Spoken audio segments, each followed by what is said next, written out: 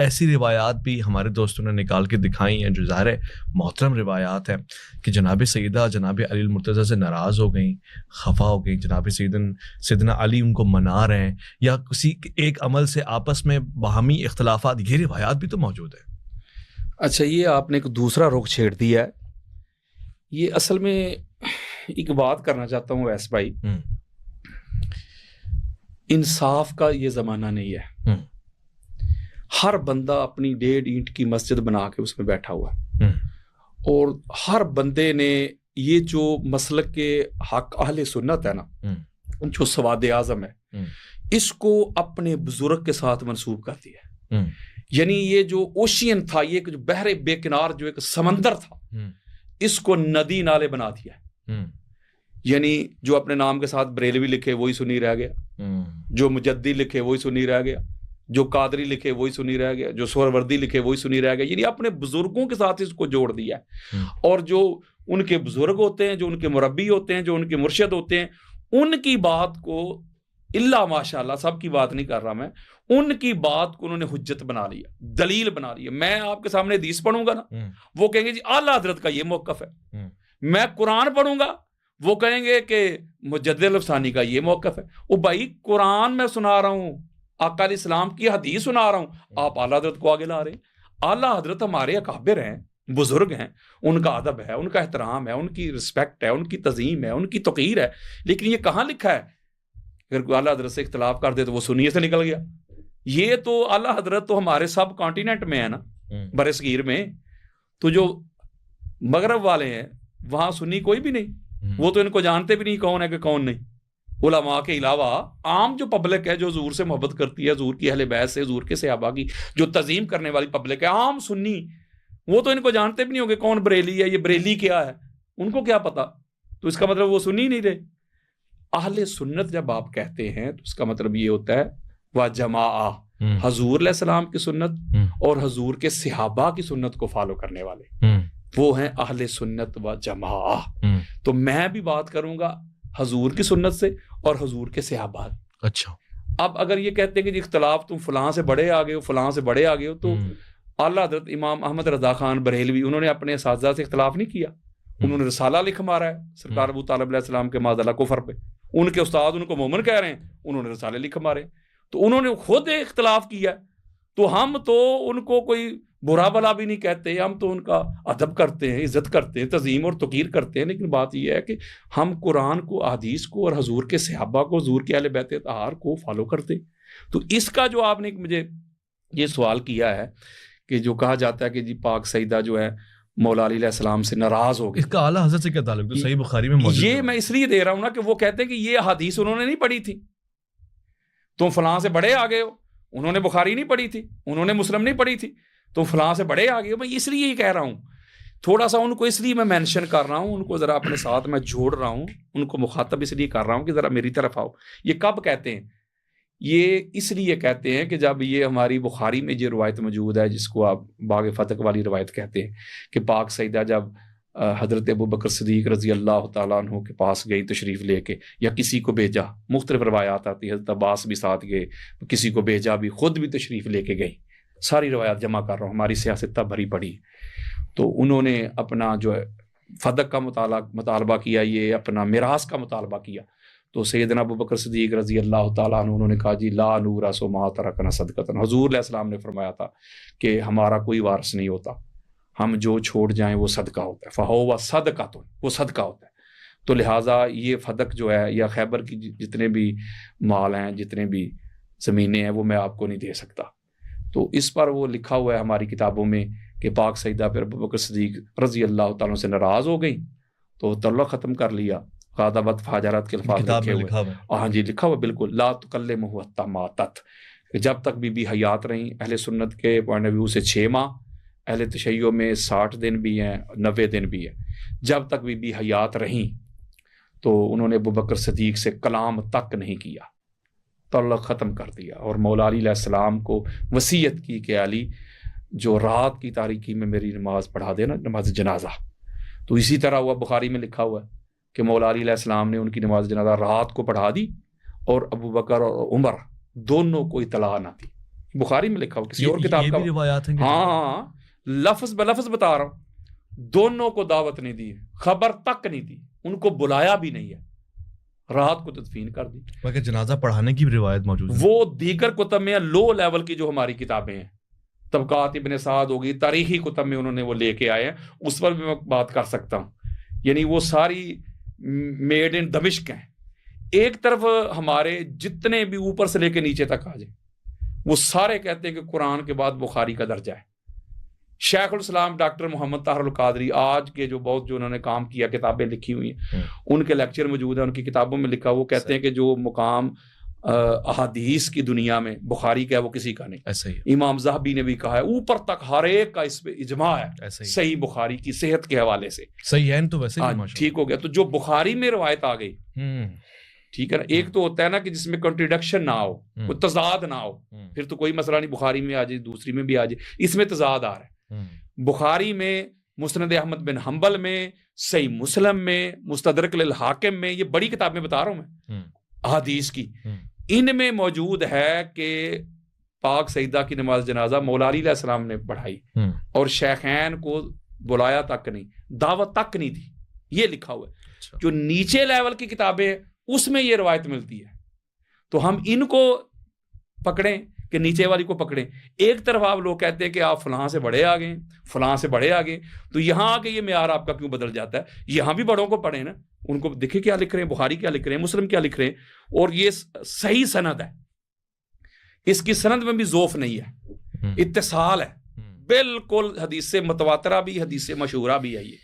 وہ میں یہ ناراضگی کے حوالے سے بات کر رہا تھا کہ وہ جو روایت ہے اس میں چونکہ یہ لکھا ہوا ہے کہ پاک سیدہ حضرت ابوبکر صدیق سے ناراض ہو گئیں، اور اسی بخاری میں لکھا ہوا ہے کہ حضور علیہ السلام نے فرمایا فاطمہ تو بضعۃ منی، فاطمہ میرا ٹکڑا ہے، فمن اغضبها اغضبنی، جس نے اس کو ناراض کیا، غضبناک کیا، اس نے مجھے کیا.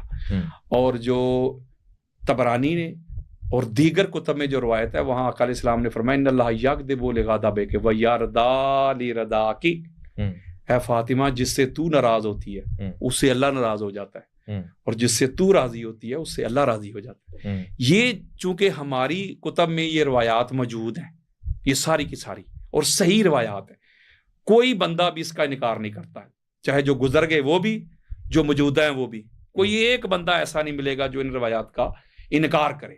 تو جب ان کا انکار نہیں تو اب پھر وہ کیا کہتے ہیں، تقابل کرتے ہیں. وہ کہتے ہیں بھائی بات اگر شیعہ لوگ کہتے ہیں، حالانکہ شیعہ یہ کدھر سے آگے؟ ہماری کتابوں میں لکھا ہوا ہے، تو شیعہ کہاں سے آگے؟ ہمارے آج کل کے علماء کہتے ہیں بھائی شیعہ کہتے ہیں کہ حضرت ابوبکر صدیق نے پاک سیدہ کو ناراض کیا ہے، تو پاک سیدہ کی ناراضگی رسول کی ہے اور رسول کی اللہ کی ناراضگی ہے. تو لہٰذا اگر یہی بات ہے تو پھر پاک سیدہ کو معاذ اللہ حضرت علی علیہ السلام نے بھی ناراض کیا. اور وہ پھر یہ روایت لے کے آتے ہیں کہ جب ابو جہل کی بیٹی کے نکاح والا معاملہ ہوا ہے، انہوں نے خواہش کا اظہار کیا کہ ہم اپنی بیٹی کا جو ہے نا، ایک روایت میں آتا ہے اس کا نام جویریہ تھا، اور یہ بھی لکھا ہے کہ اس نے کلمہ پڑھا ہوا تھا، مسلمان تھی وہ. انہوں نے خواہش کا اظہار کیا، انہوں نے کیا. انہوں نے دیگر روایات کو بھی ساتھ مکس اپ کیا، ملا کے کہا کہ علی علیہ السلام نے خواہش کی کہ میں کرنا چاہتا ہوں. تو جب پاک سیدہ کو یہ خبر پہنچی، وہ آقا علیہ السلام کی بارگاہ میں پہنچ گئی، یا رسول اللہ علی یہ کر رہے ہیں. تو آقا علیہ السلام جلال میں آگے. حضور علیہ السلام نے فرمایا کہ اس طرح نہیں ہو سکتا کہ رسول اللہ اور دشمن کی، رسول کے دشمن کی یہ بیٹی ایک گھر میں جمع نہیں ہو سکتی. تو لہٰذا وہ کہتے ہیں کہ بھائی اگر یہی بات تھی، ناراضگی پاک سیدہ کی اتنا بڑا جرم ہے جس کا شیعہ لوگ اتنا واویلا کرتے ہیں، حالانکہ شیعہ کی بات ہی نہیں ہے، تو وہ تو مولا علی علیہ السلام نے بھی ناراض کیا تھا. تو اس حوالے سے وہ کہتے ہیں. اب اس کا جواب سنیں. یہ جو روایت ہے ابن شہاب زہری، اس کی طرف میں جانا نہیں چاہتا، اچھا اس کی سند پہ جانا نہیں چاہتا کہ ابن شہاب زہری کون تھا. وہ بنو امیہ میں اس کا کیا پولیس میں تھا، وہ ان کا اس وقت پولیس کی پتہ نہیں کیا ٹرم استعمال ہوتی تھی، ہاں جو بھی تھی، لیکن وہ پولیس میں تھا، ان کا ہی تھا، تنہا دار تھا، ان سے تنہا لیتا تھا، جو بھی تھا. میں اس کی صحت پہ نہیں جا رہا، میں اس کو قبول کر رہا ہوں. میں اس روایت کو قبول کرتا ہوں کہ مولا علی علیہ السلام اگر دوسری شادی کرنا بھی چاہتے تھے تو یہ ان کا شرعی حق ہے کہ نہیں؟ اللہ نے قرآن مجید فرقان حمید میں آرڈر دیا کہ 2 2 3 3 4 4 کرو. اگر تم افورڈ کر سکتے ہو، ہر ایک کا حق ادا کر سکتے ہو تو کرو، اگر نہیں کر سکتے تو ایک ہی کافی ہے. یعنی یہ شرعی حکم ہے نا. اور ساتھ کہہ رہے ہیں کہ حضور علیہ السلام نے فرمایا میں کسی حلال کو حرام نہیں کرتا، حرام کو حلال نہیں کرتا. اللہ کے بندو، رسول آئے ہی تو یہ کام کرنے کے لیے، حلال حرام ہی تو کرنے آئے. اور دوسری بات یہ ہے کہ یہ الزامی جواب دے رہا ہوں، الزامی جواب، کہ یہ جو کہہ رہے ہیں کہ رسول اللہ کے بیٹی اور دشمن رسول کی بیٹی ایک جگہ جمع نہیں ہو سکتی، تو جو حضرت ابو سفیان کی بیٹی ہیں حضرت ام حبیبہ رضی اللہ تعالی عنہا، ام المومنین، بے شک، یہ جب آقا علیہ الصلوۃ والسلام کے ساتھ عقد ہوا ہے اس وقت انہوں نے کلمہ نہیں پڑھا تھا ابو سفیان، تو وہ دشمن ہی تھے. وہ تو فتح مکہ تک دشمن رہے ہیں، جنگیں لڑتے رہے ہیں. پورا خاندان بنو امیہ کا حرب سے لے کے، میں ان کی پوری ہسٹری بھی انشاءاللہ کس دن آپ کو بتاؤں گا کسی پروگرام میں، پوری ہسٹری کہاں سے یہ حسد اور بغض کا آغاز ہوا تھا. تو وہ تو ساری زندگی دشمنی میں رہے، لڑائیاں کرتے رہے، جنگیں لڑتے رہے، تو وہ گھر میں جمع ہوئی کہ نہیں. تو لہٰذا یہ بھی کوئی اتنی معقول بات نہیں ہے. دوسری بات، ہم اس کو قبول کر لیتے کہ مولا علی علیہ السلام اگر دوسری شادی کر لیتے تو یہ اللہ اور اللہ کے رسول کی جو شریعت ہے اس سے تجاوز نہیں تھا، شرعی کام تھا. اب یہاں آ جاتے ہیں کہ مولا علی علیہ السلام نے جائز کام بھی پاک سیدہ کی ناراضگی کو ملحوظ خاطر رکھتے ہوئے ترک کر دیا، چھوڑ دیا کہ میرا حق ہے، میں دوسری تیسری شادی کر سکتا ہوں، لیکن سیدہ ناراض نہ ہو، ان کی طبیعت پہ ناگواری نہ آئے، ان کو مسئلہ نہ بنے. یہ بدعت تو رسول ہے، یہ رسول اللہ کا ٹکڑا ہے. میرے اس عمل کی وجہ سے، جائز عمل کی وجہ سے جو اللہ نے مجھے اجازت دی ہوئی ہے کہ پاک سیدہ پر ناراضگی نہ لے آئے، تو لہٰذا میں اس کو ترک کر دیتا ہوں. انہوں نے جائز کام بھی ترک کر دیا. شادی کی کہ نہیں کی. اس کا مطلب ہے کہ پاک سیدہ تب مولا علی سے خفا ہوتی، ناراض ہوتی اگر مولا علی علیہ السلام دوسری شادی کر لیتے. پھر آپ کہتے بھائی انہوں نے ناراض کر دیا. جب انہوں نے دوسری شادی پاک سیدہ کے ظاہراً ہوتے ہوئے کی نہیں تو ناراضگی ادھر گئی. دوسرا اسپیکٹ، اب میں نہ کسی کی گستاخی کر رہا ہوں نہ کسی کی بے ادبی کر رہا ہوں، واللہ باللہ تاللہ پتہ نہیں یہ ملا اعظم کو کیا ہو گیا، نہ جانے کون مار دے کافر کہہ کے، شہر کا شہر ہی مسلمان بنا پھرتا ہے. کوئی ذرا سی بات کر لے گستاخ، واجب القتل. لیکن میں کہتا ہوں وہی بات، سمجھتا ہوں جسے حق. نیا بلہ مسجد ہوں نہ تہذیب کا فرزند، اپنے بھی خفا مجھ سے ہیں بیگانے بھی ناخوش. میں زہر ہلاہل کو کبھی کہہ نہ سکا کند. مشکل ہے کہ بندہ حق بینو حق اندیش، خشاک کے تودے کو کہے کوہ دماوند. میں تو حق بات کہوں گا، ڈنکے کی چوٹ پہ کہوں گا، اور کسی کی گستاخی اور بے ادبی نہیں کر رہا. میں سیدھی سی بات کر رہا ہوں کیٹاگوریکلی. مولا علی علیہ السلام نے اپنا جائز کام بھی پاک سیدہ کی ناراضگی کو ملحوظ خاطر رکھتے ہوئے ترک کر دیا، چھوڑ دیا، دوسری شادی نہیں کی.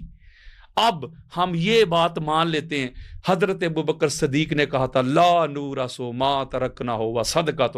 حضور نے فرمایا تھا کہ انبیاء کی وراثت نہیں ہوتی، کوئی وارث نہیں بنتا، وہ جو چھوڑ جائیں وہ صدقہ ہوتا ہے. تو لہٰذا میں شرعی کام جو ہے اس کو ترک نہیں کر سکتا.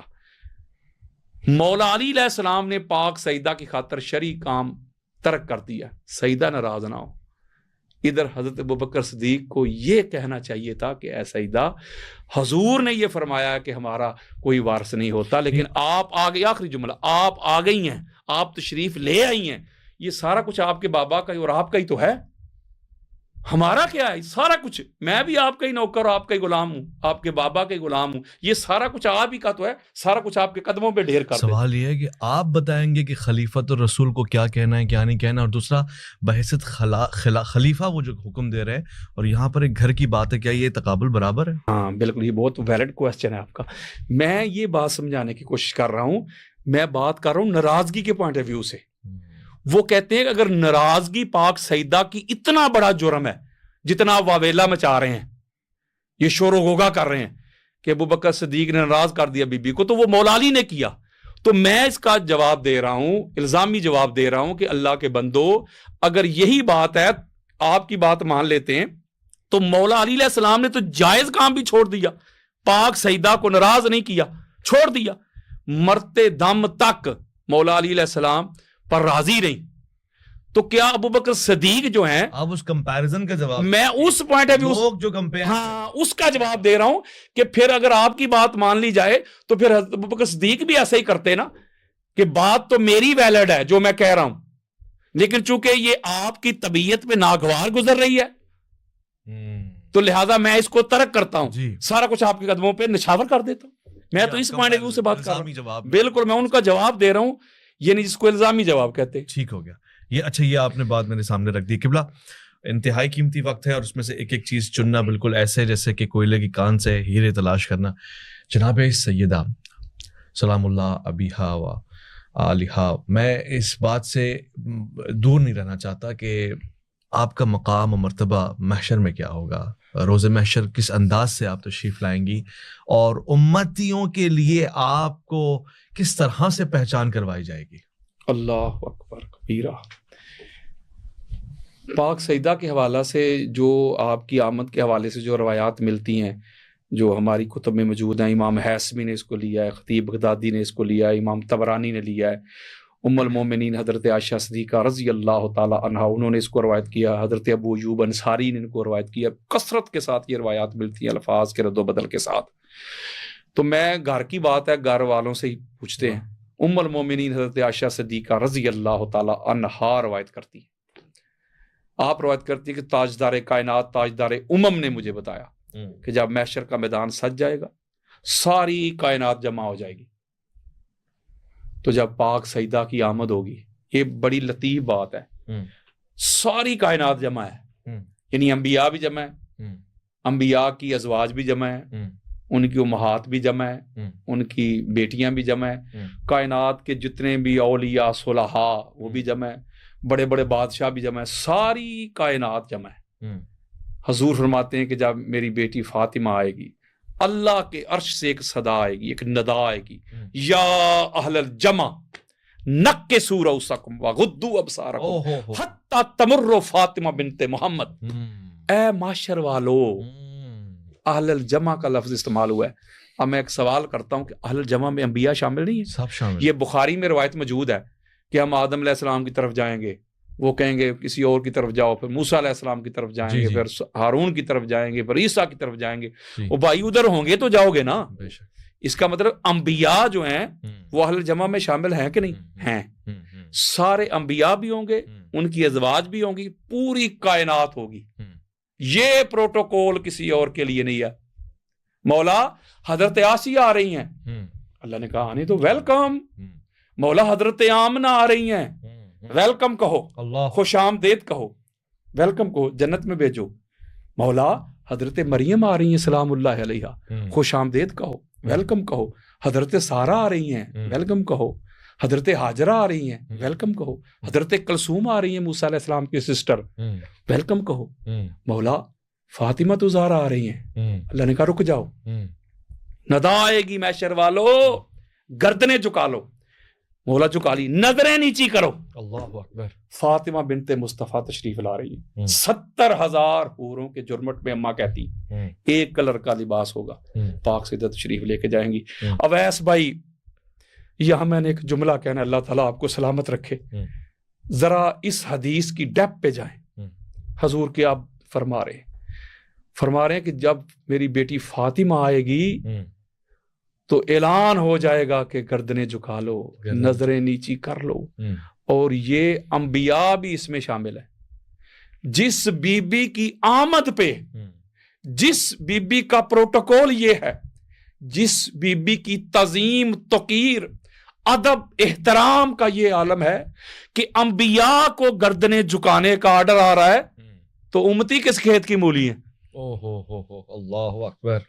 انبیاء جو اللہ کی مخلوق میں سب سے اعلیٰ ہے، سب سے عرفہ ہے، معصوم ہے، ہو پاک سیدہ کی آمد پہ ان کو آرڈر ہے کہ گردنیں جھکا لو، تو زید بکر کس کھیت کی مولی ہے؟ میں اور آپ کدھر کھڑے؟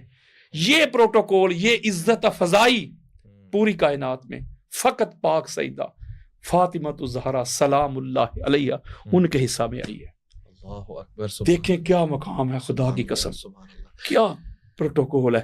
اس میں ایک جملہ نہ ایڈ کر دوں، گویا اللہ اور اللہ کا رسول آمد کا لفظ ہے، آمد کا لفظ ہے، جب میں جتنا جملہ کہہ رہا ہوں اتنا ہی لینا، اپنی مرضی سے اس میں معنی تلاش نہ کرتے رہنا.